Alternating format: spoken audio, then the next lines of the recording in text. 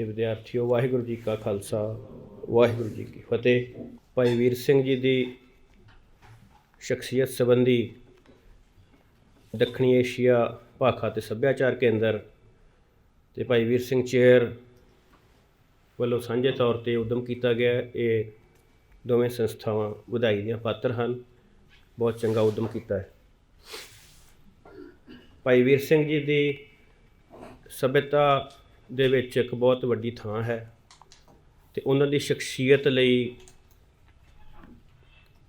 ਕਾਫੀ ਚੰਗੀ ਅਤੇ ਵਿਸਤ੍ਰਿਤ ਜਾਣਕਾਰੀ ਚਾਹੀਦੀ ਹੁੰਦੀ ਹੈ ਬੰਦੇ ਨੂੰ ਗੱਲ ਕਰਨ ਲਈ, ਅਤੇ ਇਸ ਕਰਕੇ ਉਹਨਾਂ ਦੇ ਉੱਤੇ ਜ਼ਿਆਦਾ ਬੰਦਿਆਂ ਨੂੰ ਇੱਕ ਵਾਰ ਬੋਲ ਕੇ ਕਾਫੀ ਪੱਖ ਜਿਹੜੇ ਉਹ ਕਵਰ ਕਰਨੇ ਪੈਂਦੇ ਹਨ, ਕਿਉਂਕਿ ਉਹਨਾਂ ਨੇ ਬਹੁਤ ਸਾਰੇ ਪੱਖਾਂ ਤੋਂ ਇੱਕੋ ਵੇਲੇ ਕੰਮ ਸ਼ੁਰੂ ਕੀਤਾ ਸੀਗਾ। ਅਤੇ ਜਿੰਨੀ ਕੁ ਸਮਝ ਅਕਾਲ ਪੁਰਖ ਨੇ ਬਖਸ਼ੀ ਹੈ, ਕਿਉਂਕਿ ਸਮਸਤ ਗਿਆਨ ਦਾ ਦਾਤਾ ਅਕਾਲ ਪੁਰਖ ਵਾਹਿਗੁਰੂ ਹੈ, ਅਤੇ ਉਹਦੇ ਕਿਸੇ ਬੰਦੇ ਦੇ ਹਿੱਸੇ ਕਿੰਨੀ ਕੁ ਬਖਸ਼ਿਸ਼ ਆਉਂਦੀ ਹੈ, ਉਹਦੇ ਹਿਸਾਬ ਨਾਲ ਹੀ ਚੀਜ਼ਾਂ ਨੂੰ ਦੇਖਿਆ ਪਰਖਿਆ ਜਾਂਦਾ। ਅਤੇ ਭਾਈ ਵੀਰ ਸਿੰਘ ਦੀ ਅਜ਼ੀਮ ਸ਼ਖਸੀਅਤ ਨੂੰ ਸਮਝਣ ਲਈ ਇੱਕ ਖਾਸ ਕਿਸਮ ਦੀ ਦ੍ਰਿਸ਼ਟੀ ਦਰਕਾਰ ਹੈ। ਬਹੁਤ ਲੰਬਾ ਅਰਸਾ ਜਿਹੜਾ ਸਾਡਾ ਐਨਾਲਿਸਿਸ ਹੈ ਉਹ ਪ੍ਰੀਜੁਡਾਈਸ ਦਾ ਸ਼ਿਕਾਰ ਰਿਹਾ। ਪਹਿਲਾਂ ਤੋਂ ਸਥਾਪਿਤ ਧਾਰਨਾਵਾਂ ਲਾ ਕੇ ਭਾਈ ਵੀਰ ਸਿੰਘ ਦੀ ਸ਼ਖਸੀਅਤ ਦੇ ਬਾਰੇ ਫੈਸਲੇ ਜਾਂ ਉਕਤੀਆਂ ਪ੍ਰਚਲਿਤ ਹੁੰਦੀਆਂ ਰਹੀਆਂ। ਹੁਣ ਕੁਛ ਜਿਹੜੇ ਆ ਉਹ ਨਿਊਟਰਲ ਕਿਸਮ ਦੇ ਐਨਾਲਿਸਿਸ ਸਾਹਮਣੇ ਆ ਰਹੇ ਨੇ। ਇਹ ਬੜੀ ਖੁਸ਼ੀ ਦੀ ਗੱਲ ਹੈ। ਤਾਂ ਅੱਜ ਦਾ ਜੋ ਮੇਰਾ ਬੋਲਣ ਦਾ ਵਿਸ਼ਾ ਹੈ ਉਹ ਹੈ ਸਿੱਖ ਜਾਗਰਤੀ ਲਹਿਰ ਅਤੇ ਭਾਈ ਵੀਰ ਸਿੰਘ। ਇਹਦੇ ਵਿੱਚ 4-5 ਨੁਕਤੇ ਨੇ।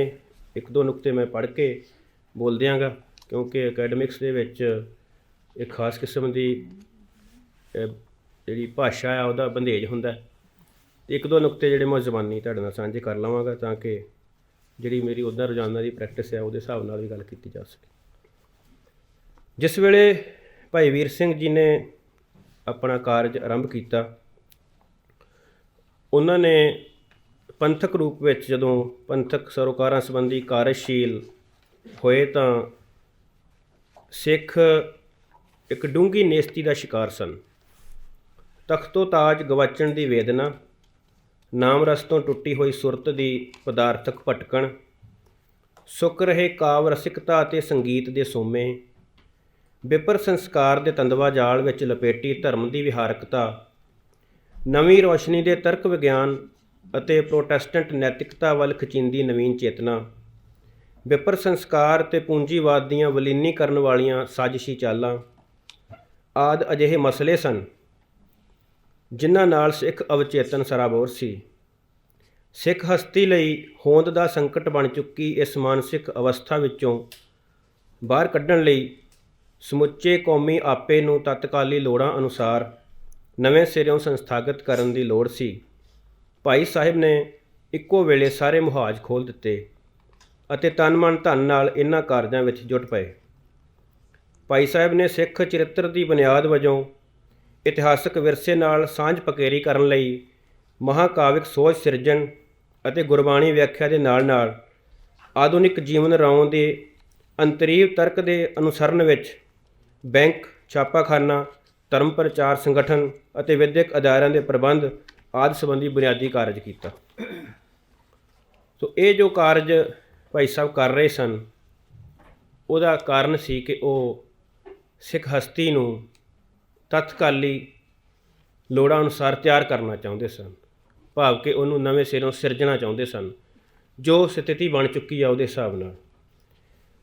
ਅਤੇ ਸੱਭਿਅਤਾ ਦਾ ਇਹ ਅਸੂਲ ਰਿਹਾ ਹੈ ਕਿ ਸੱਭਿਅਤਾ ਦੇ ਵਿੱਚ 2 ਚੀਜ਼ਾਂ ਦੇ ਉੱਤੇ ਖਾਸ ਤਰ੍ਹਾਂ ਨਾਲ ਕੰਮ ਕਰਨਾ ਪੈਂਦਾ, ਸੁਹਜ ਦੇ ਉੱਪਰ ਅਤੇ ਖਿਆਲ ਦੇ ਉੱਪਰ, ਵਿਚਾਰ ਦੇ। ਤਾਂ ਭਾਈ ਸਾਹਿਬ ਨੇ ਇਹਨਾਂ ਦੋਨਾਂ ਚੀਜ਼ਾਂ ਦੇ ਉੱਤੇ ਕੰਮ ਕੀਤਾ।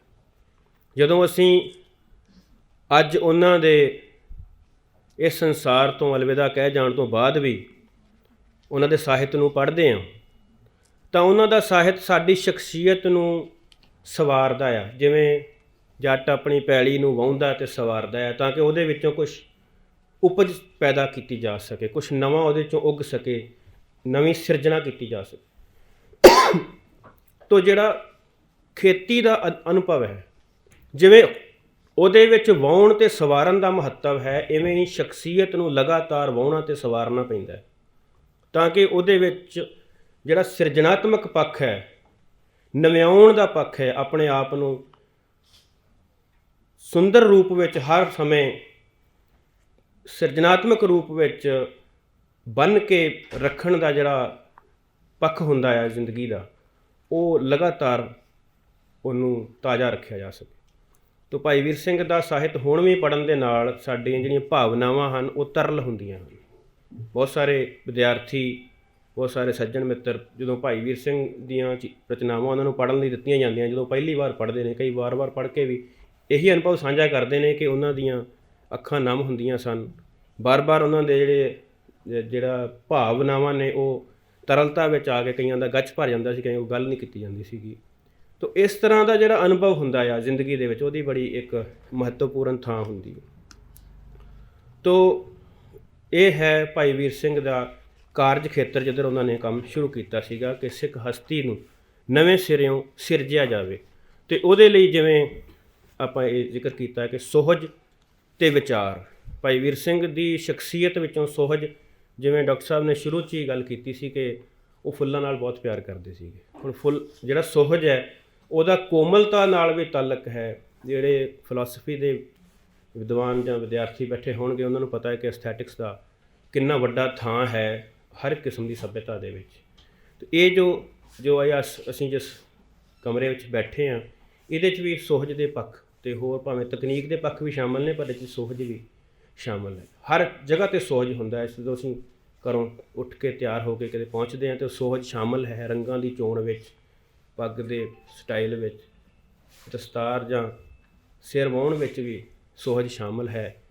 ਕੁਦਰਤ ਨੇ ਇਸਤਰੀਆਂ ਨੂੰ, ਸਾਡੀਆਂ ਮਾਈਆਂ ਬੀਬੀਆਂ ਨੂੰ ਇਹ ਗੁਣ ਥੋੜ੍ਹਾ ਜਿਹਾ ਵੱਧ ਦਿੱਤਾ ਹੁੰਦਾ, ਪਰ ਪੁਰਸ਼ ਦੇ ਵਿੱਚ ਵੀ ਇਹ ਤੱਤ ਹੈਗਾ। ਤਾਂ ਉਹਨਾਂ ਨੇ ਸੁਹਜ ਦੇ ਉੱਤੇ ਨਾ ਕੇਵਲ ਕਲਮ ਚਲਾਈ ਬਲਕਿ ਉਹਦਾ ਜੀਵਨ ਜੀਵਿਆ। ਅਤੇ ਕਾਫੀ ਸਮਾਂ ਪਹਿਲਾਂ ਇਹ ਗੱਲ ਪਤਾ ਲੱਗੀ ਸੀ ਕਿ ਦਰਬਾਰ ਸਾਹਿਬ ਉਹਨਾਂ ਦੇ ਬਗੀਚੇ ਵਿੱਚੋਂ ਅਜੇ ਵੀ ਗੁਲਦਸਤਾ ਹਰਿਮੰਦਰ ਸਾਹਿਬ ਲਈ ਤਿਆਰ ਹੋ ਕੇ ਜਾਂਦਾ ਹੈ। ਅਤੇ ਹੁਣ ਦਾ ਤਾਂ ਮੈਨੂੰ ਪਤਾ ਨਹੀਂ, ਪਰ ਮੈਂ ਕੁਝ ਸਾਲ ਪਹਿਲਾਂ ਅੰਮ੍ਰਿਤਸਰ ਰਹਿੰਦਾ ਹੁੰਦਾ ਸੀ ਅਤੇ ਉਸ ਸਮੇਂ ਜਾਂਦਾ ਸੀਗਾ। ਤਾਂ ਸੁਹਜ ਅਤੇ ਕੋਮਲਤਾ ਜਿਹੜੀ ਹੈ, ਇਹ ਜ਼ਿੰਦਗੀ ਨੂੰ ਪਾਲਣ ਵਾਲੀਆਂ ਚੀਜ਼ਾਂ ਨੇ। ਜਦੋਂ ਇੱਕ ਬੱਚੀ ਮਾਂ ਬਣਨ ਦੇ ਉਸ ਪ੍ਰਕਰਨ ਵਿੱਚ ਪੈਂਦੀ ਹੈ ਤਾਂ ਉਸ ਦਾ ਜਿਹੜਾ ਜਿਸਮ ਹੈ ਉਹਦੇ ਵਿੱਚ, ਉਹਦੇ ਸਰੀਰਕ ਬਣਤਰ ਦੇ ਵਿੱਚ ਕੋਮਲਤਾ ਆ ਜਾਂਦੀ ਹੈ। ਕੁਦਰਤ ਵੱਲੋਂ ਜਿਹੜੇ ਕੰਮਕਾਰ ਕਰਨ ਵਾਲੇ ਬੰਦੇ ਹੁੰਦੇ, ਉਹਨਾਂ ਦਾ ਜਿਹੜਾ ਸਰੀਰਕ ਬਣਤਰ ਉਹ ਬਹੁਤ ਸਖਤ ਹੁੰਦੀ ਹੈ। ਅਤੇ ਪਰ ਜਿਹੜਾ ਬੱਚੇ ਨੇ ਜਨਮ ਲੈਣਾ ਹੈ ਉਹਦੇ ਲਈ ਬੜੀ ਇੱਕ ਕੋਮਲ ਅਹਿਸਾਸ ਵਾਲੇ ਸਰੀਰ ਦੀ ਲੋੜ ਹੁੰਦੀ ਹੈ। ਇਸ ਕਰਕੇ ਜਦੋਂ ਮਾਂ ਉਸ ਪ੍ਰੋਸੈਸ ਵਿੱਚ ਹੁੰਦੀ ਹੈ ਤਾਂ ਉਹਦੀ ਸਰੀਰਕ ਬਣਤਰ ਬਦਲ ਜਾਂਦੀ ਹੈ ਅਤੇ ਉਹਦਾ ਸਰੀਰ ਜਿਹੜਾ ਹੈ ਉਹ ਬੱਚੇ ਨੂੰ ਚੁੱਕਣ ਦੇ ਲਈ, ਉਹਨੂੰ ਸੰਭਾਲਣ ਦੇ ਲਈ ਉਸ ਤਰ੍ਹਾਂ ਕੁਦਰਤ ਵੱਲੋਂ ਤਬਦੀਲ ਕਰ ਦਿੱਤਾ ਜਾਂਦਾ। ਤਾਂ ਉਹ ਕੋਮਲਤਾ ਦਾ ਜਿਹੜਾ ਅਹਿਸਾਸ ਹੈ ਉਹ ਕੁਦਰਤ ਦਾ ਇੱਕ ਅੰਗ ਹੈ। ਜਿਹੜੀਆਂ ਨਵੀਆਂ ਪੱਤੀਆਂ ਨਿਕਲਦੀਆਂ ਨੇ ਜਦੋਂ ਦਰਖਤ ਦੀਆਂ, ਉਹ ਬਹੁਤ ਕੋਮਲ ਹੁੰਦੀਆਂ ਨੇ। ਈਵਨ ਕਿ ਜਿਹੜੀਆਂ ਸੂਲਾਂ ਵੀ ਨੇ ਉਹਨਾਂ ਦੇ ਵਿੱਚ ਵੀ ਕੋਮਲਤਾ ਪਲਦੀ ਹੈ, ਪੱਥਰਾਂ ਦੇ ਵਿੱਚ ਵੀ ਕੋਮਲਤਾ ਪਲਦੀ ਹੈ। ਤਾਂ ਸਿਰਜਣਾ ਦੇ ਨਾਲ ਇਹ ਚੀਜ਼ਾਂ ਜੁੜੀਆਂ ਹੋਈਆਂ ਨੇ। ਅਤੇ ਜਿਹੜਾ ਭਾਈ ਵੀਰ ਸਿੰਘ ਦਾ ਸਾਹਿਤ ਹੈ ਇਹਦੇ ਵਿੱਚ ਇਹ ਬਹੁਤ ਵੱਡਾ ਤੱਤ ਸੀਗਾ। ਮੈਂ ਆਪਣੀ ਗੱਲ ਨੂੰ ਅੱਗੇ ਤੁਰਦਾ ਕਿ ਜਿਹੜਾ ਟੌਪਿਕ ਹੈ, ਵਿਸ਼ਾ ਹੈ ਕਿ ਉਹਨਾਂ ਨੇ ਇਕੱਠਾ ਹੀ ਸਿੱਖ ਹਸਤੀ ਦੀ ਸਿਰਜਣਾ ਦਾ ਇਹ ਅਮਲ ਆਰੰਭ ਕੀਤਾ। ਵਿਚਾਰ ਦੇ ਪੱਖ ਤੋਂ ਜਿਹੜਾ ਉਹਨਾਂ ਦਾ ਯੋਗਦਾਨ ਹੈ ਉਹਦੇ 'ਤੇ ਵੀ ਕੁਛ ਗੱਲਾਂ ਮੈਂ ਕੁਛ ਲਿਖੀਆਂ ਹੋਈਆਂ ਅਤੇ ਕੁਛ ਜ਼ਬਾਨੀ ਤੁਹਾਡੇ ਨਾਲ ਸਾਂਝੀਆਂ ਕਰਾਂਗਾ। ਸੁਰਜੀਤੀ ਦੇ ਸੰਦਰਭ ਵਿੱਚ ਵਿਚਾਰ ਕਰਦਿਆਂ ਸਿੱਖਾਂ ਵਿੱਚ ਭਾਈ ਵੀਰ ਸਿੰਘ ਤੋਂ ਪਹਿਲਾਂ ਪੈਦਾ ਹੋਈਆਂ ਸੁਰਜੀਤੀ ਲਹਿਰਾਂ ਜਿਵੇਂ ਨਿਰੰਕਾਰੀ ਲਹਿਰ ਅਤੇ ਨਾਮਧਾਰੀ ਲਹਿਰ ਆਦਿ ਦੀ ਵੀ ਸੋਝੀ ਹੋਣੀ ਚਾਹੀਦੀ ਹੈ। ਇਹ ਦੋਵੇਂ ਲਹਿਰਾਂ ਸਿੱਖੀ ਉੱਪਰ ਗਾਲਿਬ ਹੋਏ ਵਿਪਰ ਸੰਸਕਾਰ ਦੀ ਮੈਲ ਧੋਣ ਲਈ ਪੈਦਾ ਹੋਈਆਂ ਸਨ।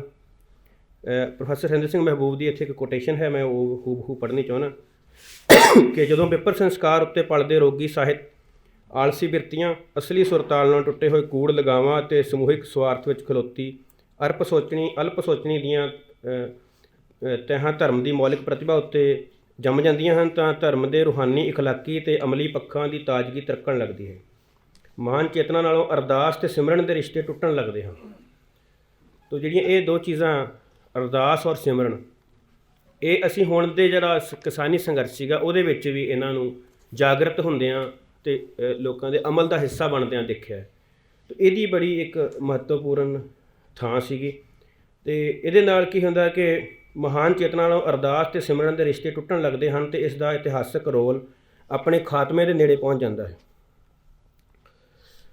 ਉਪਰੋਕਤ ਦੋਵੇਂ ਲਹਿਰਾਂ ਜੋ ਨਾਮਧਾਰੀ ਅਤੇ ਨਿਰੰਕਾਰੀ ਲਹਿਰ ਸਨ, ਵਿਪਰ ਸੰਸਕਾਰ ਵਿਰੁੱਧ ਪੈਦਾ ਹੋਈਆਂ, ਪਰ ਭਾਵੇਂ ਅੱਜ ਇਹਨਾਂ ਦਾ ਕਿਰਦਾਰ ਅਤੇ ਸਿਧਾਂਤ ਹੋਰ ਸ਼ਕਲ ਅਖਤਿਆਰ ਕਰ ਗਿਆ, ਪਰ ਫਿਰ ਵੀ ਇਹਨਾਂ ਦਾ ਉਸ ਵੇਲੇ ਵਰਣਨਯੋਗ ਯੋਗਦਾਨ ਰਿਹਾ ਹੈ। ਭਾਈ ਵੀਰ ਸਿੰਘ ਜੀ ਵੇਲੇ ਵਿਪਰ ਸੰਸਕਾਰ ਸਿੱਖ ਕੌਮ ਦੇ ਅੰਤਿਕਰਨ ਵਿੱਚ ਫੇਰ ਜੜ੍ਹਾਂ ਮਾਰ ਰਿਹਾ ਸੀ। ਹਰਿਮੰਦਰ ਸਾਹਿਬ ਦੀ ਪਰਿਕਰਮਾ ਵਿੱਚ ਬੁੱਤ ਪ੍ਰਸਤੀ ਹੋ ਰਹੀ ਸੀ, ਪਰ ਨਵਾਂ ਤਜਰਬਾ ਇਹ ਸੀ ਕਿ ਪੱਛਮੀ ਸੰਸਕਾਰ ਸੁਰਤ ਦੀ ਦਿਸ਼ਾ ਅਤੇ ਦਸ਼ਾ ਮਸੀਹੀ ਕਿਰਦਾਰ ਵੱਲ ਮੋੜ ਰਿਹਾ ਸੀ। ਇਹ ਇੱਕ ਨਵੀਂ ਅਲਾਮਤ ਉਸ ਵੇਲੇ ਪੈਦਾ ਹੋ ਗਈ। ਇਹ ਇੱਕ ਅਸਲੋਂ ਹੀ ਨਵੀਂ ਸਥਿਤੀ ਸੀ। ਸੁਰਜੀਤੀ ਲਹਿਰ ਦੀ ਪ੍ਰਕਿਰਤੀ ਸਮੁੰਦਰੀ ਛੱਲ ਵਰਗੀ ਹੁੰਦੀ ਹੈ। ਜਿਵੇਂ ਸਮੁੰਦਰ ਦੇ ਵਿੱਚ ਛੱਲ ਉੱਠਦੀ ਹੈ, ਉਹ ਆਪਣੇ ਕੇਂਦਰ ਵੱਲੋਂ ਸ਼ੁਰੂ ਹੋ ਕੇ ਕੰਢਿਆਂ ਵੱਲ ਨੂੰ ਵੱਧਦੀ ਹੈ ਅਤੇ ਕੰਢਿਆਂ ਦੀਆਂ ਚਟਾਨਾਂ ਨਾਲ ਟਕਰਾ ਕੇ ਫਿਰ ਵਾਪਸ ਮੁੜਦੀ ਹੈ। ਇਵੇਂ ਹੀ ਹਰ ਸੱਭਿਅਤਾ ਦੇ ਵਿੱਚ ਸਮੇਂ ਦੇ ਗੁਜ਼ਰਨ ਦੇ ਨਾਲ ਪੁਨਰ ਸੁਰਜੀਤੀ ਲਹਿਰਾਂ ਪੈਦਾ ਹੁੰਦੀਆਂ ਰਹੀਆਂ ਨੇ। ਇਹ ਕੋਈ ਨਵੀਂ ਗੱਲ ਨਹੀਂ ਹੈ, ਨਾ ਸਿੱਖਾਂ ਲਈ, ਨਾ ਹੋਰ ਕੌਮਾਂ ਲਈ, ਨਾ ਹੋਰ ਸੱਭਿਅਤਾਵਾਂ ਦੇ ਲਈ। ਤੋ ਭਾਈ ਵੀਰ ਸਿੰਘ ਜੀ ਇਹਦੇ 'ਤੇ ਖਾਸ ਤਰ੍ਹਾਂ ਨਾਲ ਕਾਰਜਸ਼ੀਲ ਸਨ। ਜਦੋਂ ਵੀ ਕੋਈ ਸ਼ਖਸੀਅਤ ਕਿਸੇ ਅਜ਼ੀਮ ਮਕਸਦ ਨਾਲ ਜੁੜੀ ਹੁੰਦੀ ਹੈ, ਉਹਨੂੰ ਦੇਖਣ ਦੇ ਲਈ ਵੱਖਰੀ ਤਰ੍ਹਾਂ ਦੀ ਦ੍ਰਿਸ਼ਟੀ ਚਾਹੀਦੀ ਹੁੰਦੀ ਹੈ। ਉਹ ਆਮ ਸਧਾਰਨ ਬੁੱਧੀ ਨਾਲ ਨਹੀਂ ਸਮਝਿਆ ਜਾ ਸਕਦਾ ਹੁੰਦਾ।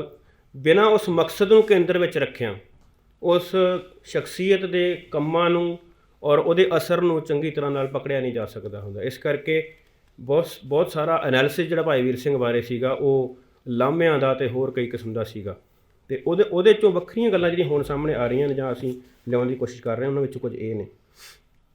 ਇਹ ਹਰੇਕ ਸੁਰਜੀਤੀ ਲਹਿਰ ਦੇ 3 ਪੜਾਅ ਹੁੰਦੇ ਹਨ। ਪਹਿਲਾ, ਜਦੋਂ ਕੋਈ ਸੱਭਿਅਤਾ ਬਾਹਰੀ ਪ੍ਰਭਾਵ ਕਬੂਲ ਕਰਕੇ ਉਸ ਦਾ ਅਨੁਕਰਨ ਕਰਦਿਆਂ ਆਪਣੀਆਂ ਮਾਨਤਾਵਾਂ ਦਾ ਤਿਆਗ ਕਰ ਦਿੰਦੀ ਹੈ। ਇਸ ਨੂੰ ਨਕਲ ਯੁੱਗ ਕਿਹਾ ਜਾ ਸਕਦਾ ਹੈ। ਇਸ ਵਿੱਚ ਆਪਣੀ ਧਰਤੀ ਦਾ ਸੱਚ ਘਟੀਆ ਅਤੇ ਦੂਜੇ ਦਰਜੇ ਦਾ ਪ੍ਰਤੀਤ ਹੋਣ ਲੱਗਦਾ ਹੈ। ਇਹ ਪ੍ਰਵਿਰਤੀ ਵੱਧ ਜਾਂਦੀ ਹੈ ਅਤੇ ਨਵਾਂ ਜੀਵਨ ਢੰਗ ਚੰਗਾ ਲੱਗਦਾ ਹੈ, ਪੁਰਾਣਾ ਰੱਦ ਹੋ ਜਾਂਦਾ ਹੈ।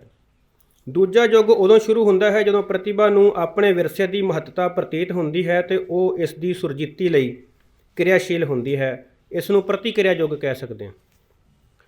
ਜਿਵੇਂ ਹੁਣ ਵੀ RSS BJP ਵੱਲੋਂ ਵੀ ਕੀਤਾ ਜਾਂਦਾ, ਹੋਰ ਥਾਵਾਂ 'ਤੇ ਵੀ ਇਸ ਤਰ੍ਹਾਂ ਹੁੰਦਾ ਕਿ ਜਿਹੜਾ ਸਾਡਾ ਸੱਚ ਹੈ ਉਹੀ ਵਧੀਆ ਹੈ ਅਤੇ ਜਿਹੜਾ ਕੋਈ ਨਵਾਂ ਆ ਰਿਹਾ ਉਹਨੂੰ ਬਿਲਕੁਲ ਰੱਦ ਕਰਤਾ ਜਾਵੇ। ਤਾਂ ਇਹ ਕਈ ਵਾਰ ਪੁਰਾਤਨਤਾ ਦੇ ਪਹਿਰਾ ਵੱਜ ਜਾਂਦਾ। ਇਹ ਦੂਸਰਾ ਯੁੱਗ ਹੁੰਦਾ ਆ। ਇਹ ਸੁਰਜੀਤੀ ਲਹਿਰਾਂ ਦੇ ਵਿੱਚ ਇਸ ਤਰ੍ਹਾਂ ਹੁੰਦਾ ਹੈ, ਜਾਂ ਇੱਕ ਪੜਾਅ ਹੁੰਦਾ ਹੈ ਕਹਿ ਲਓ, ਕਿ ਜਦੋਂ ਬਾਹਰਲੇ ਨੂੰ ਬਿਲਕੁਲ ਰੱਦ ਕਰਕੇ ਆਪਣੀਆਂ ਪੁਰਾਣੀਆਂ ਕਈ ਇਹੋ ਜਿਹੀਆਂ ਵੀ ਜਿਹੜੀਆਂ ਨਹੀਂ ਵੀ ਬਹੁਤੀਆਂ ਜ਼ਿੰਦਗੀ ਲਈ ਕਾਰਗਰ ਹੁੰਦੀਆਂ, ਉਹਨਾਂ 'ਤੇ ਵੀ ਪਹਿਰਾ ਦਿੱਤਾ ਜਾਂਦਾ ਹੈ। ਤੋ ਆਪਣੇ ਵਿਰਸੇ ਦੀ ਮਹੱਤਤਾ ਪ੍ਰਤੀਤ ਹੁੰਦੀ ਹੈ ਅਤੇ ਇਸ ਦੀ ਸੁਰਜੀਤੀ ਲਈ ਕਿਰਿਆਸ਼ੀਲ ਹੋ ਜਾਂਦੇ ਹਨ। ਇਸ ਨੂੰ ਪ੍ਰਤੀਕਿਰਿਆ ਜੋ ਕਿਹਾ ਜਾ ਸਕਦਾ ਹੈ। ਇਸ ਵਿੱਚ ਨਵੇਂ ਫਲਸਫੇ ਅਤੇ ਜੀਵਨ ਢੰਗ ਨੂੰ ਅਸਲੋਂ ਹੀ ਰੱਦ ਕਰਤਾ ਜਾਂਦਾ ਹੈ ਅਤੇ ਆਪਣੀਆਂ ਬੋਧੀਆਂ ਮਾਨਤਾਵਾਂ ਦੀ ਅੰਨ੍ਹੇਵਾਹ ਪੈਰਵੀ ਕਰਨ ਦੀ ਪ੍ਰਵਿਰਤੀ ਉਜਾਗਰ ਹੋ ਜਾਂਦੀ ਹੈ। ਤੀਜਾ ਹੈ ਆਪਣੇ ਵਿਰਾਸਤੀ ਫਲਸਫੇ ਅਤੇ ਬਾਹਰੋਂ ਆਏ ਫਲਸਫੇ ਦੇ ਮੇਲ ਵਿੱਚੋਂ ਆਪਣੀ ਕੌਮੀ ਹਸਤੀ ਨੂੰ ਦਰਪੇਸ਼ ਸੰਕਟਾਂ ਦੇ ਨਿਵਾਰਨ ਲਈ ਜ਼ਮੀਨ ਤਿਆਰ ਕਰਨੀ। ਇਸ ਦੋਮੇਲ ਦੀ ਪਛਾਣ ਵਿੱਚੋਂ ਹੀ ਭਾਈ ਵੀਰ ਸਿੰਘ ਦਾ ਅਸਲ ਮੁੱਲ ਪਾਇਆ ਜਾ ਸਕਦਾ ਹੈ। ਪੱਛਮ ਅਤੇ ਆਧੁਨਿਕ ਚੇਤਨਾ ਦੇ ਸੰਪਰਕ ਵਿੱਚ ਆਉਣ ਨਾਲ ਪੂਰੇ ਹਿੰਦੁਸਤਾਨ ਵਾਂਗ ਸਿੱਖਾਂ ਦਾ ਵੀ ਨਿੱਜੀ ਅਤੇ ਕੌਮੀ ਆਪਾ ਟੁੱਟ ਕੇ ਖਿੰਡ ਗਿਆ। ਵਿਗਿਆਨ ਅਤੇ ਅਨੁਸ਼ਾਸਨ ਦੇ ਗਲਾਫ ਵਿੱਚ ਲਿਪਟੀ ਮਸੀਹੀਅਤ ਪੂਰੇ ਭਾਰਤੀ ਉਪ ਮਹਾਂਦੀਪ ਦਾ ਕਲੀਸੀਕਰਨ ਕਰ ਰਹੀ ਸੀ। ਇਹ ਕਾਰਜ ਪੂਰੇ ਯੋਜਨਾਬੱਧ ਢੰਗ ਨਾਲ ਇੱਕ ਅਨੁਸ਼ਾਸਤ ਅਤੇ ਸੰਸਥਾਗਤ ਵਿਧੀ ਵਿਧਾਨ ਨਾਲ ਹੋ ਰਿਹਾ ਸੀ। ਬਰਤਾਨਵੀ ਹਕੂਮਤ ਦੀ ਵਿੱਦਿਆ ਨੀਤੀ ਵਿੱਚ ਮੂਲ ਸਰੋਕਾਰ ਅਧੀਨ ਕੀਤੇ ਲੋਕਾਂ ਦੇ ਅਵਚੇਤਨ ਅਤੇ ਬੋਧ ਵਿਧਾਨ ਨੂੰ ਪ੍ਰਭਾਵਿਤ ਕਰਕੇ ਇੱਕ ਨਵੀਂ ਨਸਲ ਦੀ ਸਿਰਜਣਾ ਸੀ, ਜੋ ਨੈਣ ਨਕਸ਼ ਕਰਕੇ ਏਸ਼ੀਅਨ ਅਤੇ ਸੋਚਣ ਦੇ ਢੰਗ ਕਰਕੇ ਪੱਛਮੀ ਹੋਵੇ। ਪਹਿਲਾਂ ਇਸ ਉਦੇਸ਼ ਦੀ ਪੂਰਤੀ ਲਈ ਯੂਨੀਵਰਸਿਟੀ ਤੋਂ ਲੈ ਕੇ ਮੁੱਢਲੀ ਵਿੱਦਿਆ ਤੱਕ ਦਾ ਪ੍ਰਬੰਧ ਕੀਤਾ ਗਿਆ। ਇੱਥੋਂ ਦੇ ਰਵਾਇਤੀ ਪ੍ਰਬੰਧ ਦੀ ਥਾਂ ਇਹ ਨਵਾਂ ਵਿੱਦਿਅਕ ਪ੍ਰਬੰਧ ਲਾਗੂ ਕੀਤਾ ਗਿਆ। ਰਵਾਇਤੀ ਵਿੱਦਿਆ ਅਤੇ ਇਸ ਦੇ ਅਲੰਬਰਦਾਰ ਇਸ ਨਵੇਂ ਰੁਝਾਨ ਦਾ ਮੁਕਾਬਲਾ ਕਰਨ ਦੀ ਸਮਰੱਥਾ ਵਿੱਚ ਨਹੀਂ ਸਨ। ਦੂਜਾ ਨਵਾਂ ਰੁਝਾਨ ਰਾਜਨੀਤਿਕ ਤੌਰ 'ਤੇ ਪ੍ਰਭੂ ਸੱਤਾ ਦੇ ਧਾਰਨੀ ਲੋਕਾਂ ਵੱਲੋਂ ਲਾਗੂ ਕੀਤਾ ਜਾ ਰਿਹਾ ਸੀ। ਇਸ ਕਰਕੇ ਇਹ ਸਹਿਜੇ ਹੀ ਸਥਾਪਿਤ ਹੋ ਗਿਆ।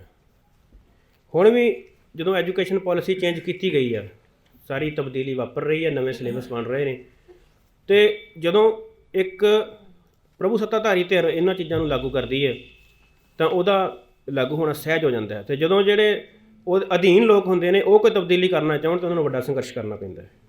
ਇਸ ਪ੍ਰਬੰਧ ਨਾਲ ਸਹਿਜੇ ਸਾਡੀ ਹਸਤੀ ਪ੍ਰਭਾਵਿਤ ਹੋਣ ਆਰੰਭ ਹੋ ਗਈ। ਇਹ ਅਸਰ ਬਹੁਤ ਸੂਖਮ ਅਤੇ ਅੰਦਰੂਨੀ ਕਿਸਮ ਦਾ ਸੀ, ਜਿਵੇਂ ਰਿਚਵਾਂ ਮੀਂਹ ਪੈਂਦਾ ਹੈ।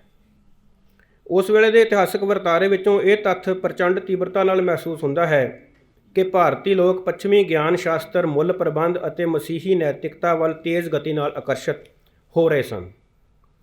ਇਸ ਵਰਤਾਰੇ ਦਾ ਨੁਕਸ ਇਹ ਸੀ ਕਿ ਭਾਰਤੀ ਲੋਕ ਪੂਰਨ ਰੂਪ ਵਿੱਚ ਜਾਗਰਤ ਪ੍ਰਤੀਤੀ ਸੱਤਿਆ ਦੇ ਨਾਲ ਪੱਛਮੀ ਵਿਚਾਰਾਂ ਨੂੰ ਨਹੀਂ ਅਪਣਾ ਰਹੇ ਸਨ, ਬਲਕਿ ਨਕਲਚੀ ਬਾਂਦਰਾਂ ਵਾਂਗ ਹੀ ਅਭਿਆਸ ਕਰ ਰਹੇ ਸਨ।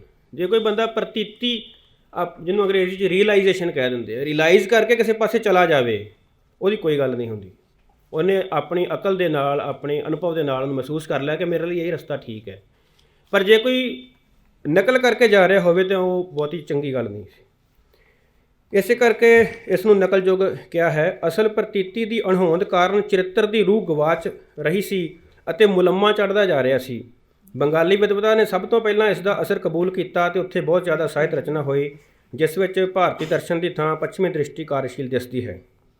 ਬੰਗਾਲ ਸਭ ਤੋਂ ਪਹਿਲਾਂ ਅੰਗਰੇਜ਼ਾਂ ਦੇ ਪ੍ਰਭਾਵ ਹੇਠ ਆਇਆ ਅਤੇ ਇੱਥੇ ਹੀ ਪੱਛਮੀ ਫਲਸਫਾ ਸਭ ਤੋਂ ਵੱਧ ਪਹਿਲਾਂ ਅਪਣਾਇਆ ਗਿਆ। ਪਰ ਬੰਗਾਲ ਦੀ ਪ੍ਰਤਿਭਾ ਨੇ ਹੀ ਸਭ ਤੋਂ ਪਹਿਲਾਂ ਪੱਛਮੀ ਫਲਸਫੇ ਦੇ ਅੰਤਰੀਵ ਰੁਝਾਨਾਂ ਨੂੰ ਪਛਾਣਿਆ ਅਤੇ ਬੰਕਮ ਚੰਦਰ ਚੈਟਰਜੀ, ਠਾਕੁਰ ਰਵਿੰਦਰ ਨਾਥ ਅਤੇ ਸ਼੍ਰੀ ਅਰਬਿੰਦੋ ਘੋਸ਼ ਆਦਿ ਵਿਦਵਾਨਾਂ ਨੇ ਹਿੰਦੁਸਤਾਨੀ ਸੁਰਜੀਤੀ ਲਹਿਰ ਦਾ ਮੁੱਢ ਬੰਨ੍ਹਿਆ। ਬੰਗਾਲ ਵੱਲੋਂ ਚੱਲੀ ਇਸ ਹਿੰਦੁਸਤਾਨੀ ਲਹਿਰ ਵਿੱਚ ਰੂਹਾਨੀ ਜੀਵਨ ਨੂੰ ਪ੍ਰਮੁੱਖਤਾ ਵਜੋਂ ਉਭਾਰਿਆ ਗਿਆ ਅਤੇ ਹਿੰਦੂ ਕੌਮੀਅਤ ਦੀ ਭਾਵਨਾ ਨੇ ਜਨਮ ਲਿਆ, ਜਿਸ ਨੂੰ ਬੰਗਾਲੀ ਅਧਿਆਤਮਕਤਾ ਦੇ ਸਤਰੈਣ ਪ੍ਰਵਿਰਤੀ ਅਧੀਨ ਦੁਰਗਾ ਦੇ ਆਧੁਨਿਕ ਅਵਤਾਰ ਭਾਰਤ ਮਾਤਾ ਵਜੋਂ ਪ੍ਰਗਟਾਵਾ ਮਿਲਿਆ। ਇਸ ਵਿੱਚੋਂ ਹੀ ਰਾਸ਼ਟਰੀ ਭਗਤੀ ਦੇ ਵਿਚਾਰ ਉਗਮੇ, ਜਿਨ੍ਹਾਂ ਨੇ ਆਧੁਨਿਕ ਹਿੰਦੁਸਤਾਨ ਦੀ ਨੀਂਹ ਰੱਖੀ। ਸ਼੍ਰੀ ਅਰਬਿੰਦੋ ਹਿੰਦੁਸਤਾਨੀ ਪੁਨਰ ਸੁਰਜੀਤੀ ਦੇ ਸਿਧਾਂਤਕ ਸੂਤਰ ਨਿਰਧਾਰਤ ਕਰਦਿਆਂ ਯੂਰਪੀਅਨ ਜੀਵਨ ਤੇ ਸੱਭਿਆਚਾਰ ਦੇ ਨਕਾਰਾਤਮਕ ਤੇ ਉਸਾਰੂ ਦੋਵਾਂ ਪੱਖਾਂ ਦੀ ਨਿਸ਼ਾਨਦੇਹੀ ਕਰਦਾ ਹੈ। ਉਸ ਦਾ ਮੰਨਣਾ ਹੈ ਕਿ ਇਸ ਦੇ ਸੰਪਰਕ ਵਿੱਚ ਆਉਣ ਨਾਲ ਹਿੰਦੁਸਤਾਨੀਆਂ ਨੂੰ 3 ਚੀਜ਼ਾਂ ਪ੍ਰਾਪਤ ਹੋਈਆਂ ਹਨ। ਪਹਿਲੀ, ਇਸ ਨਾਲ ਕਾਲ ਪ੍ਰਭਾਵ ਨਾਲ ਸੁਸਤ ਹੋਈ ਅਕਲ ਅਤੇ ਵਿਸ਼ਲੇਸ਼ਣ ਦੀ ਸ਼ਕਤੀ ਸੁਰਜੀਤ ਹੋਈ ਹੈ। ਦੂਜਾ, ਇਸ ਨੇ ਹਿੰਦ ਦੀ ਰੂਹ ਨੂੰ ਨਵੀਂ ਸਿਰਜਣਾ ਲਈ ਝੰਜੋੜਿਆ ਹੈ। ਅਤੇ ਤੀਜਾ, ਇਸ ਨੇ ਇੱਕਦਮ ਸਾਨੂੰ ਵਿਸ਼ਵ ਦੀਆਂ ਨਵੀਨ ਪ੍ਰਸਥਿਤੀਆਂ ਦੇ ਸਨਮੁਖ ਕਰ ਦਿੱਤਾ ਹੈ। ਉਹਦੀ ਰੈਨੇਸਾਂ ਦੇ ਉੱਤੇ ਕਿਤਾਬ ਹੈ, ਰੈਨੇਸਾਂ ਇੰਡੀਅਨ ਪੋਇਟਰੀ, ਉਹ ਪੜ੍ਹ ਲਓ। ਉਹਦੇ 'ਚ ਕਾਫੀ ਇਹ ਸਾਰੀਆਂ ਡਿਟੇਲ ਜਿਹੜੀਆਂ ਦਿੱਤੀਆਂ ਹੋਈਆਂ ਨੇ। ਭਾਈ ਵੀਰ ਸਿੰਘ ਜੀ ਨੇ ਜਲਦੀ ਮਹਿਸੂਸ ਕਰ ਲਿਆ ਸੀ ਕਿ ਆਧੁਨਿਕਤਾ ਦੁਆਰਾ ਸਿੱਖ ਹਸਤੀ ਦੀ ਮੌਲਿਕਤਾ ਨੂੰ ਜ਼ਰਬ ਪਹੁੰਚਾਈ ਗਈ ਹੈ। ਇਸ ਕਰਕੇ ਉਹਨਾਂ ਆਪਣੀਆਂ ਲਿਖਤਾਂ ਅਤੇ ਵੱਖ-ਵੱਖ ਸੰਸਥਾਵਾਂ ਦੀ ਕਾਇਮੀ ਨਾਲ ਅਜਿਹਾ ਮਾਹੌਲ ਸਿਰਜਣ ਦਾ ਯਤਨ ਕੀਤਾ, ਜਿਸ ਨਾਲ ਆਧੁਨਿਕਤਾ ਨੂੰ ਵਿੰਨ ਕੇ ਖਾਲਸ ਸਿੱਖ ਹਸਤੀ ਜਾਂ ਸਵੈ ਨੂੰ ਪਛਾਣਨਾ ਸੌਖਾ ਹੋ ਗਿਆ। ਭਾਈ ਸਾਹਿਬ ਦੇ ਕਾਰਜ ਸੁਰਤ ਦੀ ਛਾਲ ਲਵਾਉਂਦੇ ਹਨ। ਇਹ ਫਿਜ਼ਿਕਸ ਦੇ ਵਿੱਚ ਵੀ ਇਹ ਕਨਸੈਪਟ ਵਰਤਿਆ ਜਾਂਦਾ। ਭਾਈ ਸਾਹਿਬ ਦੇ ਸਿਰਜਣਾਤਮਕ ਅਮਲ ਵਿੱਚੋਂ ਇਹ ਤੱਥ ਸਹਿਜੇ ਹੀ ਪ੍ਰਤੀਤ ਹੋ ਜਾਂਦਾ ਹੈ ਕਿ ਚੰਗੇ ਭਵਿੱਖ ਦੀ ਸਿਰਜਣਾ ਲਈ ਵਿਰਸੇ ਦਾ ਸਾਰਾ ਕੁਝ ਰੱਦ ਨਹੀਂ ਕੀਤਾ ਜਾ ਸਕਦਾ, ਬਲਕਿ ਚੰਗੇ ਭਵਿੱਖ ਦੀ ਸਿਰਜਣਾ ਲਈ ਜ਼ੋਰਾਵਰ ਸਵੈ ਦੀ ਸਿਰਜਣਾ ਜਾਂ ਪਛਾਣ ਕਰਨੀ ਪੈਂਦੀ ਹੈ। ਉਹਨਾਂ ਨੇ ਸਵੈ ਦੀ ਪਛਾਣ ਦੇ ਉੱਤੇ, ਜਿਹੜਾ ਗੁਰਬਾਣੀ ਦੀ ਕੇਂਦਰੀ ਇੱਕ ਕਹਿ ਲਓ ਕਿ ਸਾਡੇ ਲਈ ਨਸੀਹਤ ਹੈ ਜਾਂ ਕੇਂਦਰੀ ਸਾਡੇ ਲਈ ਉਤਸ਼ਾਹ ਹੈ, ਜਿਹਦੇ ਵਿੱਚੋਂ ਇਨਸਾਨ ਨੂੰ ਕਿਹਾ ਗਿਆ ਕਿ ਤੂੰ ਆਪਣੇ ਦਿਲ ਨੂੰ ਖੋਜਣਾ ਹੈ, ਆਪਣੇ ਸਵੈ ਨੂੰ ਖੋਜਣਾ ਹੈ, ਆਪਣੇ ਮੂਲ ਨੂੰ ਖੋਜਣਾ ਹੈ, ਮੂਲ ਵੱਲ ਜਾਣਾ ਹੈ ਜਿੱਥੋਂ ਪੈਦਾ ਹੋਇਆ, ਜਿਸ ਦੇ ਅੰਤःਕਰਣ ਵਿੱਚ ਆਪਣੇ ਇਤਿਹਾਸ ਦਾ ਜਲਾਲ ਲਹੂ ਵਾਂਗ ਰਮਿਆ ਹੋਵੇ। ਉਹਨਾਂ ਦਾ ਇਹ ਯਕੀਨ ਵੀ ਪ੍ਰਤੱਖ ਹੋ ਜਾਂਦਾ ਹੈ ਕਿ ਨਿੱਜੀ ਸਿਰਜਣਾਤਮਕ ਪ੍ਰਵਿਰਤੀ ਦੇ ਜਾਗਣ ਨਾਲ ਹੀ ਨਵਾਂ ਸੱਭਿਆਚਾਰ ਸਿਰਜਿਆ ਜਾ ਸਕਦਾ ਹੈ। ਆਪਣਾ ਦਬਦਬਾ ਬਣਾ ਚੁੱਕੇ ਸਮਾਜ, ਰਾਜਨੀਤਿਕ, ਸੱਭਿਆਚਾਰਕ ਪ੍ਰਬੰਧ ਵਿੱਚ ਦੱਬੇ ਹੋਏ ਆਪੇ ਦੇ ਪੂਰਨ ਵਿਕਾਸ ਲਈ ਇਨਕਲਾਬੀ ਸੱਭਿਆਚਾਰਕ ਤਬਦੀਲੀ ਦੀ ਲੋੜ ਹੁੰਦੀ ਹੈ। ਉਹਨਾਂ ਨੇ ਆਧੁਨਿਕਤਾ ਦੇ ਸੰਵਿਧਾਨ ਉੱਪਰ ਧਿਆਨ ਕੇਂਦਰਿਤ ਕੀਤਾ ਕਿ ਕਿਸ ਤਰ੍ਹਾਂ ਇਹ ਆਜ਼ਾਦ, ਪ੍ਰਸੰਨ ਅਤੇ ਤੰਦਰੁਸਤ ਮਨੁੱਖ ਦੀ ਸਿਰਜਣਾ ਵਿੱਚ ਰੁਕਾਵਟ ਖੜੀ ਕਰਦੀ ਹੈ। ਤੋ ਆਧੁਨਿਕਤਾ ਦਾ ਜਿਹੜਾ ਰੋਗ ਆ ਉਹਨੂੰ ਉਹਨਾਂ ਨੇ ਪਛਾਣਿਆ। ਆਧੁਨਿਕਤਾ ਦੇ ਪ੍ਰਸੰਗ ਵਿੱਚ ਭਾਈ ਵੀਰ ਸਿੰਘ ਪਹਿਲਾ ਸਿਧਾਂਤਕਾਰ ਹੈ ਜਿਸ ਨੇ ਆਧੁਨਿਕਤਾ ਪਿੱਛੇ ਕਾਰਜਸ਼ੀਲ ਫਲਸਫੇ ਵਿਚਲੇ ਇਸਤਰੀ ਦਮਨ ਦੇ ਰੁਝਾਨਾਂ ਨੂੰ ਪਛਾਣਿਆ। ਇਹ ਸ਼ਾਇਦ ਥੋੜ੍ਹੀ ਜਿਹੀ ਗੱਲ ਕੀਤੀ ਵੀ ਸੀਗੀ ਵਾਈਸ ਚਾਂਸਲਰ ਸਾਹਿਬ ਨੇ ਜਾਂ ਮੈਡਮ ਨੇ ਸ਼ਾਇਦ ਕੀਤੀ ਸੀ, ਇਹਦੇ ਸ਼ਾਇਦ ਉਹ ਫਿਲਮ 'ਚ ਆਈ ਸੀਗੀ ਕਿ ਉਹਨਾਂ ਨੇ ਪਹਿਲਾ ਨਾਵਲ ਜਿਹੜਾ ਉਹ ਸੁੰਦਰੀ ਦੇ ਉੱਤੇ ਲਿਖਿਆ। ਸਿੱਖ ਇਸਤਰੀ ਦੇ ਚਰਿੱਤਰ ਨੂੰ ਸਿਰਜਣਾਤਮਕ ਪ੍ਰਗਟਾਵੇ ਦਾ ਕੇਂਦਰ ਅਤੇ ਜ਼ਰੀਆ ਬਣਾਇਆ। ਸੁੰਦਰੀ ਅਤੇ ਸਤਵੰਤ ਕੌਰ ਦੀ ਸਿਰਜਣਾ ਵੇਲੇ ਪੱਛਮ ਵਿੱਚ ਅਜੇ ਨਾਰੀਵਾਦ ਦਾ ਕੋਈ ਉਭਾਰ ਨਹੀਂ ਸੀ ਹੋਇਆ। ਉਹਨਾਂ ਨੇ ਇਹ ਪਛਾਣ ਲਿਆ ਸੀਗਾ ਕਿ ਆਧੁਨਿਕ ਫਲਸਫੇ ਦੇ ਵਿੱਚ ਇਹ ਮੁਸ਼ਕਲ ਹੈਗੀ ਆ, ਇਹ ਸੰਕਟ ਹੈਗਾ ਆ ਇਹਦੇ ਵਿੱਚ, ਜਿਹਦੇ 'ਚ ਬਾਅਦ ਤੋਂ ਸਿਮੋਨ ਦੀ ਬੁਆਰ ਅਤੇ ਹੋਰ ਬੰਦਿਆਂ ਨੇ, ਹੋਰ ਜਿਹੜੀਆਂ ਪ੍ਰਤਿਭਾਵਾਂ ਸੀਗੀਆਂ ਉਸ ਵੇਲੇ, ਜਿਨ੍ਹਾਂ ਨੇ ਉਸ ਦਮਨ ਨੂੰ ਮਹਿਸੂਸ ਕੀਤਾ ਕਿ ਪੱਛਮ ਦੇ ਫਲਸਫੇ ਦੇ ਵਿੱਚ ਇਹ ਨੁਕਸ ਹੈਗਾ ਆ। ਉਹਨਾਂ ਨੇ ਉਹਦੇ 'ਤੇ ਸਪੈਸ਼ਲ ਤੌਰ ਦੇ ਉੱਤੇ ਧਿਆਨ ਕੀਤਾ ਅਤੇ ਲਿਖਤਾਂ ਵੀ ਸਾਹਮਣੇ ਲਿਆਂਦੀਆਂ ਅਤੇ ਉਹਦੇ ਕਈ ਰੋਗ ਹੁਣ ਸਾਹਮਣੇ ਪ੍ਰਗਟ ਹੋਏ ਆ। ਭਾਈ ਵੀਰ ਸਿੰਘ ਜੀ ਨੇ ਇਹ ਅਚੇਤ ਰੂਪ ਵਿੱਚ ਉਸ ਵੇਲੇ ਸਾਨੂੰ ਦੇ ਦਿੱਤੀ ਸੀ ਜੀ। ਪਰ ਪੰਜਾਬੀ ਅਕਾਦਮਿਕਤਾ ਦੀ ਖੱਬੇ ਪੱਖੀ ਧਿਰ ਨੇ ਧਰਮ ਵਿਰੋਧੀ ਪੈਂਤੜੇ ਅਧੀਨ ਭਾਈ ਵੀਰ ਸਿੰਘ ਨੂੰ ਜਲਿਆਂਵਾਲੇ ਦੀ ਘਟਨਾ ਸੰਬੰਧੀ ਕਵਿਤਾ ਨਾ ਲਿਖਣ ਦੀ ਸਜ਼ਾ ਦਿੰਦਿਆਂ ਵਿਰੋਧ ਦੀ ਅਜਿਹੀ ਧੂੜ ਉਡਾਈ ਕਿ ਲਗਭਗ ਪੌਣੀ ਸਦੀ ਭਾਈ ਵੀਰ ਸਿੰਘ ਦਾ ਅਕਸ ਇਸ ਥੱਲੇ ਦੱਬਿਆ ਰਿਹਾ। ਸ਼ੇਰੇ ਪੰਜਾਬ ਮਹਾਰਾਜਾ ਰਣਜੀਤ ਸਿੰਘ ਦੀ ਵਫਾਤ ਤੋਂ ਬਾਅਦ ਸਿੱਖ ਕੌਮ ਕੇਂਦਰੀ ਸਾਂਝੇ ਆਪੇ ਵਜੋਂ ਨਿਰੰਤਰਤਾ ਨਹੀਂ ਰੱਖ ਸਕੀ, ਜਿਸ ਦੇ ਫਲਸਰੂਪ ਇਸ ਦਾ ਜਥੇਬੰਦਕ ਸਰੂਪ ਖਿੰਡ ਗਿਆ। ਕੇਂਦਰੀ ਅਗਵਾਈ ਦੀ ਅਣਹੋਂਦ ਵਿੱਚ ਵੀ ਕੌਮ ਨੇ ਜਾਂ ਸਿੱਖਾਂ ਨੇ ਐਂਗਲੋ ਸਿੱਖ ਜੰਗਾਂ, ਗੁਰਦੁਆਰਾ ਸੁਧਾਰ ਲਹਿਰ ਅਤੇ ਮੋਰਚਿਆਂ ਵਿੱਚ ਆਪਣੇ ਇਤਿਹਾਸਕ ਚਰਿੱਤਰ ਨੂੰ ਪ੍ਰਚੰਡ ਤਰੀਕੇ ਨਾਲ ਦ੍ਰਿੜ ਕਰਵਾਇਆ, ਜਿਵੇਂ ਕਿ ਹੁਣ ਵੀ ਜਿਹੜਾ ਉਹ ਪੰਥ ਵੱਲੋਂ ਕੀਤਾ ਗਿਆ। ਹੁਣ ਵੀ ਬਿਨਾਂ ਕਿਸੇ ਕੇਂਦਰੀ ਅਗਵਾਈ ਤੋਂ ਬਹੁਤ ਵੱਡਾ ਸੰਘਰਸ਼ ਦਿੱਲੀ ਤਖਤ ਦੇ ਨਾਲ ਲੜਿਆ ਗਿਆ ਅਤੇ ਜਿੱਤਿਆ ਗਿਆ। ਤਾਂ ਉਸ ਤਰ੍ਹਾਂ ਹੀ ਉਸ ਵੇਲੇ ਵੀ ਕੇਂਦਰੀ ਅਗਵਾਈ ਤਾਂ ਨਹੀਂ ਸੀ, ਪਰ ਉਹ ਜਜ਼ਬਾ ਜਿਹੜਾ ਕਿਤੇ ਨਾ ਕਿਤੇ ਕੰਮ ਕਰ ਰਿਹਾ ਸੀ। ਬਹੁਤ ਵੱਡੀਆਂ ਉਸ ਵੇਲੇ ਉਪਲਬਧੀਆਂ ਵੀ ਹੋ ਰਹੀਆਂ ਸੀ। ਪਰ ਅਮਨ ਸ਼ਾਂਤੀ ਦੇ ਸਮਿਆਂ ਵਿੱਚ ਜਿਹਦੇ ਭੀੜ ਪੈਂਦੀ ਹੈ ਉੱਥੇ ਉਹ ਸਾਰਾ ਕੁਝ ਠੀਕ ਹੋ ਜਾਂਦਾ ਹੈ, ਪਰ ਜਦੋਂ ਜ਼ਿੰਦਗੀ ਜਿਹੜੀ ਆ ਉਹ ਅਮਨ ਅਮਾਨ ਨਾਲ ਤੁਰਨੀ ਸ਼ੁਰੂ ਹੋ ਜਾਂਦੀ ਹੈ, ਸਾਵੀਂ ਚਾਲ ਵਿੱਚ ਚੱਲਦੀ ਹੈ, ਉੱਥੇ ਜਿਹੜੀਆਂ ਪ੍ਰਾਪਤੀਆਂ ਹੋਣੀਆਂ ਹੁੰਦੀਆਂ ਉਹ ਉੱਥੇ ਮੱਧਮ ਪੈ ਜਾਂਦਾ ਕੰਮ। ਅਮਨ ਸ਼ਾਂਤੀ ਦੇ ਸਮਿਆਂ ਵਿੱਚ ਜਿਹੜੀ ਪੰਥਕ ਜਾਂ ਕੌਮੀ ਜਾਂ ਕਹਿ ਲਓ ਜਿਹੜੀ ਵੀ ਸਾਂਝੀ ਸਿੱਖਾਂ ਦੀ ਤਰੱਕੀ ਸੀਗੀ, ਉਹਦੇ ਮਿਆਰ ਅਤੇ ਵਸੀਲੇ ਕੀ ਹੋਣ ਇਹ ਤੈਅ ਕਰਨ ਵੱਲ ਵਧੇਰੇ ਯਤਨ ਨਹੀਂ ਕੀਤੇ ਗਏ।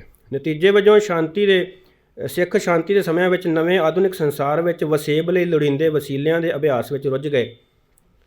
ਨਵੀਂ ਵਸੇਬ ਪੱਛਮੀ ਲੌਕਿਕ ਵਿਸ਼ਵ ਦ੍ਰਿਸ਼ਟੀ, ਜੇ ਇਹ ਵੈਸਟਰਨ ਟਰਮ ਵਰਤ ਜਾਵੇ ਤਾਂ ਵਧੀਆ ਕਿ ਵੈਸਟਰਨ ਸੈਕੂਲਰ ਵਰਲਡ ਵਿਊ ਜਿਹੜਾ ਉਹਦੇ ਉੱਪਰ ਆਧਾਰਿਤ ਹੋਣ ਕਰਕੇ ਇਸ ਵਿੱਚ ਰੂਹਾਨੀ ਪ੍ਰਤੀਤੀ ਸੁੰਗੜਦੀ ਚਲੀ ਗਈ।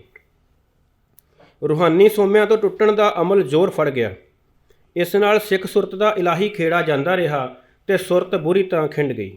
ਵਿਖੰਡਤ ਸੁਰਤ ਵਾਲੇ ਅਜਿਹੇ ਵੇਲਿਆਂ ਵਿੱਚ ਸ਼ਕਤੀ ਨੂੰ ਰੂਹਾਨੀ ਧੁਰੇ ਗੁਰੂ ਗ੍ਰੰਥ ਸਾਹਿਬ ਅਤੇ ਸਿੱਖ ਆਦਰਸ਼ ਦੁਆਲੇ ਇਕੱਤਰ ਕਰਨ ਲਈ ਇੱਕ ਕੇਂਦਰੀ ਅਤੇ ਸਰਵ ਪ੍ਰਵਾਨਿਤ ਉੱਚੀ ਸ਼ਖਸੀਅਤ ਦੀ ਲੋੜ ਸੀ। ਚੂੰਕਿ ਭਾਈ ਸਾਹਿਬ ਵਿੱਚ ਇਹ ਸਾਰੇ ਗੁਣ ਸਨ ਜਿਨ੍ਹਾਂ ਦੁਆਲੇ ਪੰਥਕ ਸ਼ਕਤੀ ਦੇ ਸਾਰੇ ਸੋਮੇ ਜੁੜ ਸਕਦੇ ਸਨ, ਇਸ ਲਈ ਉਹ ਪੰਥ ਦੀ ਕੇਂਦਰੀ ਸੰਸਥਾ ਵਜੋਂ ਉੱਭਰੇ। ਭਾਈ ਵੀਰ ਸਿੰਘ ਜੀ ਨੇ ਜਾਗਰਤੀ ਲਈ ਸਮਾਜ ਸ਼ਾਸਤਰੀ ਨੁਕਤੇ ਤੋਂ ਚੇਤਨਾ ਦੇ ਸਿਰਜਣਾਤਮਕ ਪਹਿਲੂ ਜਗਾਉਣ ਲਈ ਸਾਹਿਤ ਰਚਨਾ ਦਾ ਮਾਰਗ ਅਪਣਾਇਆ, ਤਾਂ ਕਿ ਸਿੱਖ ਸਮਾਜ ਤਖਲੀਕੀ ਅਮਲ ਦੇ ਜ਼ੋਰ ਨਾਲ ਬੇਅਦਲ ਸਦੀਆਂ ਦੀ ਸੁਣਨ ਨੂੰ ਤੋੜ ਸਕੇ। ਹਰੇਕ ਸੱਭਿਅਤਾ ਵਿੱਚ ਨੈਤਿਕਤਾ, ਸੰਗੀਤ, ਸੁਹਜ, ਉੱਤਮ ਵਿਚਾਰ, ਅਣਖ ਅਤੇ ਗੈਰਤ ਆਦਿ ਨੂੰ ਆਮ ਜੀਵਨ ਦੇ ਮੀਰੀ ਗੁਣਾਂ ਵਜੋਂ ਮਾਨਤਾ ਦਿੱਤੀ ਜਾਂਦੀ ਹੈ। ਸਿੱਖ ਇਤਿਹਾਸ ਇਹਨਾਂ ਅਤੇ ਅਜਿਹੇ ਹੋਰ ਮਹਾਨ ਗੁਣਾਂ ਦੀ ਖਾਣ ਹੈ। ਭਾਈ ਸਾਹਿਬ ਨੇ ਆਪਣੇ ਯਤਨਾਂ ਨਾਲ ਇਤਿਹਾਸਕ ਰਵਾਇਤਾਂ ਦ੍ਰਿੜ ਕਰਾਉਣ ਵਿੱਚ ਬੇਮਿਸਾਲ ਯੋਗਦਾਨ ਪਾਇਆ। ਉਹਨਾਂ ਦੀ ਸਾਹਿਤ ਰਚਨਾ ਵਿਚਲੀ ਖਿਆਲ ਤਰਤੀਬ, ਅਕੱਥ ਰੂਹਾਨੀ ਪ੍ਰਭਾਵ, ਅਨੁਭਵ ਦੀ ਉੱਚੀ ਛੋਹ, ਸਿੱਖ ਧਰਮ ਦਾ ਕੇਂਦਰੀ ਖਿਆਲ, ਲੌਕਿਕ ਜੀਵਨ ਦੀ ਵਿਸ਼ਾਲ ਸੂਝ, ਤਤਕਾਲੀ ਇਤਿਹਾਸਕ ਸੱਚ ਆਦਿ ਮਿਲਵੇਂ ਰੂਪ ਵਿੱਚ ਚਮਤਕਾਰੀ ਪ੍ਰਭਾਵ ਸਿਰਜਦੇ ਹਨ। ਅਗਲਾ ਨੁਕਤਾ ਹੈਗਾ ਪ੍ਰੋਟੈਸਟੈਂਟ ਨੈਤਿਕਤਾ ਦੇ ਨਾਲ ਜਿਹੜਾ ਸਿੱਖ ਨੈਤਿਕਤਾ ਦਾ ਉਸ ਵੇਲੇ ਮੁਕਾਬਲਾ ਹੋਇਆ। ਨਵੇਂ ਵਿੱਦਿਅਕ ਪ੍ਰਬੰਧ ਵਿੱਚ ਅੰਗਰੇਜ਼ੀ ਹਕੂਮਤ ਦੀਆਂ ਦੂਰ ਅੰਦੇਸ਼ ਨੀਤੀਆਂ ਵਜੋਂ ਹਿੰਦੁਸਤਾਨੀ ਲੋਕਾਂ ਨੂੰ ਲੰਮੇ ਸਮੇਂ ਤੱਕ ਜ਼ਿਹਨੀ ਤੌਰ 'ਤੇ ਗੁਲਾਮ ਬਣਾ ਕੇ ਰੱਖਣ ਅਤੇ ਪ੍ਰਬੰਧਕੀ ਲੋੜਾਂ ਦੀ ਪੂਰਤੀ ਲਈ ਨਵਾਂ ਇਨਸਾਨ ਸਿਰਜਣ ਦੀ ਪ੍ਰਕਿਰਿਆ ਵਜੋਂ ਮਸੀਹੀ ਨੈਤਿਕਤਾ ਵਾਲਾ ਫਲਸਫਾਨਾ ਪ੍ਰਵਚਨ ਵਿਦਿਆਰਥੀਆਂ ਦੇ ਦਿਲੋਂ ਦਿਮਾਗ ਵਿੱਚ ਉਤਾਰਿਆ ਜਾ ਰਿਹਾ ਸੀ। ਭਾਈ ਵੀਰ ਸਿੰਘ ਨੇ ਇਸ ਨੀਤੀ ਨੂੰ ਪਛਾਣਿਆ ਅਤੇ ਸਿੱਖਾਂ ਵਿੱਚ ਗੁਰੂ ਗ੍ਰੰਥ ਸਾਹਿਬ 'ਚ ਪੈਦਾ ਹੁੰਦੀ ਨੈਤਿਕਤਾ ਦੀ ਚੇਤਨਾ ਜਗਾਉਣ ਲਈ ਸਿੱਖ ਇਤਿਹਾਸ ਵਿੱਚੋਂ ਉੱਚੀ ਨੈਤਿਕਤਾ ਵਾਲੇ ਮਹਾਨਾਇਕ ਵਾਲਾ ਪ੍ਰਵਚਨ ਸਾਹਿਤਕ ਰੂਪ, ਨਾਵਲ ਅਤੇ ਮਹਾਂਕਾਵ ਰਾਹੀਂ ਪੇਸ਼ ਕੀਤਾ। ਉਹਨਾਂ ਨੇ ਬਿਰਤਾਂਤ ਦੀ ਸ਼ਕਤੀ ਨੂੰ ਪਛਾਣਿਆ।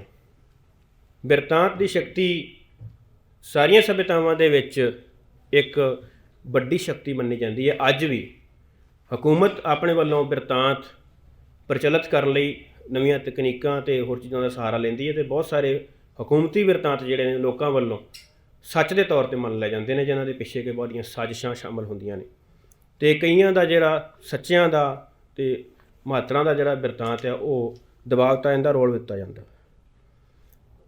ਇਸ ਨਾਲ ਬਿਨਾਂ ਕਿਸੇ ਵਿਸ਼ੇਸ਼ ਯਤਨ ਦੇ ਸਹਿਜੇ ਹੀ ਸਿੱਖ ਨੈਤਿਕਤਾ ਦ੍ਰਿੜ ਹੁੰਦੀ ਸੀ। ਸ਼ਾਇਦ ਇਸੇ ਕਰਕੇ ਅੰਗਰੇਜ਼ੀ ਖੁਫੀਆ ਵਿਭਾਗ ਵਿੱਚ ਭਾਈ ਵੀਰ ਸਿੰਘ ਨੂੰ ਖਤਰਨਾਕ ਮੰਨਿਆ ਗਿਆ। ਸਾਹਿਤ ਰੂਪ ਵਿੱਚ ਸਿੱਖ ਨੈਤਿਕਤਾ ਦਾ ਪ੍ਰਵਚਨ ਇੱਕ ਪਾਸੇ ਸਿੱਖਾਂ ਦੇ ਡਿੱਗ ਰਹੇ ਚਰਿੱਤਰ ਨੂੰ ਰੋਕ ਲਾਉਂਦਾ ਸੀ, ਦੂਜੇ ਪਾਸੇ ਸੰਘਰਸ਼ ਦਾ ਮਾਦਾ ਰੱਖਣ ਵਾਲੇ ਜੰਗਜੂਆਂ ਨੂੰ ਪੁਰ ਉਮੀਦ ਕਰਦਾ ਹੋਇਆ ਲੜ ਮਰਨ ਦੇ ਜੋਸ਼ ਨਾਲ ਭਰਪੂਰ ਕਰਦਾ ਸੀ।